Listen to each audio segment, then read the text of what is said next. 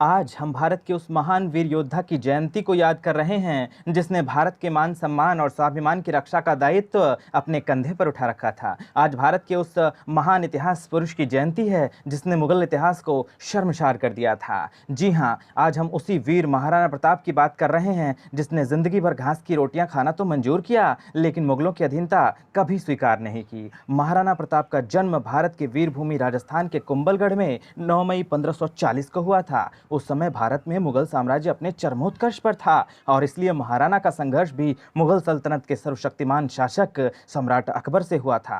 हालांकि सम्राट अकबर और व्याघ्र पुरुष महाराणा प्रताप का सामना कभी हुआ नहीं, लेकिन महाराणा का खौफ अकबर के लिए मुसीबत था। इसलिए अकबर ने अपने योग्य सेनापति मान सिंह के नेतृत्व में मुगलों की ऐतिहासिक सेना के साथ वीर महाराणा प्रताप पर आक्रमण कर दिया। इतिहास में इस युद्ध को 1576 के हुए हल्दी घाटी के युद्ध के नाम से भी जाना जाता है। मान सिंह का साथ उसके सहायक सेनापति आसफ खान ने भी दिया था। आसफ खान ने तो यहाँ तक इस युद्ध को अप्रत्यक्ष रूप से जिहाद की भी संज्ञा दी थी। महाराणा प्रताप ने स्थानीय निवासी भील जनजाति को तथा हकीम खां सूरी को साथ लेकर इस युद्ध में मुगलों का डटकर मुकाबला किया था। महाराणा प्रताप के 7 फीट 5 इंच का लंबा कद मुगलों पर अकेला ही हावी हो रहा था। राणा प्रताप की 208 किलोग्राम की दो वजनी तलवारें मुगलों के हजारों सेनाओं पर भारी पड़ रही थी, जबकि महाराणा प्रताप के 80 किलोग्राम का वजनी कवच मुगलों के हर वार को बेकार कर रहा था और महाराणा का प्रिय घोड़ा चेतक विजयी पथ पर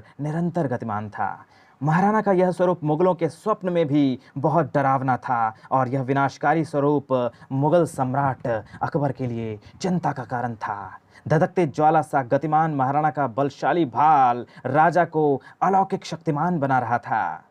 हालांकि पूरे दिन भर चले इस युद्ध में न तो किसी की जीत ही हुई और ना ही किसी की हार, लेकिन अकबर के दरबारी डूरसा आढ़ा ने इस युद्ध में अकबर को पराजित कहा। अकबर महाराणा प्रताप की छवि से इस कदर खौफ में था कि उसने हल्दी घाटी के बाद भी शहबाज खां और अब्दुल रहीम खान खाना के नेतृत्व में महाराणा पर और भी कई आक्रमण करवाए। हालांकि हर बार पहले की तरह बेकार रहा। मुगलिया सल्तनत पिटती रही। अंततः थक हार कर अकबर ने मेवाड़ अभियान छोड़ने का निर्णय किया। किंतु दुर्भाग्यवश 19 जनवरी 1597 को उदयपुर में बीमार महाराणा प्रताप की मृत्यु हो गई। जिस वक्त महाराणा की मृत्यु हुई उस वक्त अकबर भारत से बाहर अरब में था। महाराणा प्रताप की मृत्यु की खबर मिलते ही अकबर मौन हो गया और रोने लगा।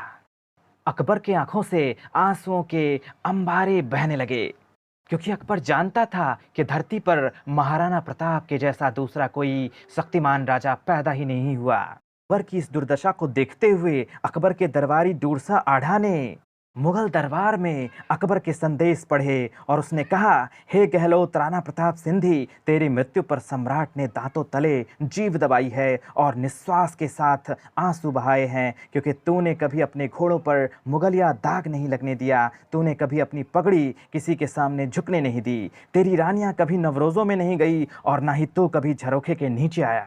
अपने राज्य को तो गवा गया, पर तेरा रौब दुनिया पर निरंतर बना रहा। इसलिए मैं कहता हूं कि तू सब तरह से जीत गया और बादशाह हार गया। तो दोस्तों, ये था सम्राट महाराणा प्रताप का व्यक्तित्व। अगर आपको ये हमारा जयंती विशेषांक कार्यक्रम अच्छा लगा और पसंद आया तो हमें लाइक करें, सब्सक्राइब करें और ज़्यादा से ज़्यादा लोगों तक शेयर करें, ताकि हम आपके लिए इस तरह की वीडियो और ला सकें।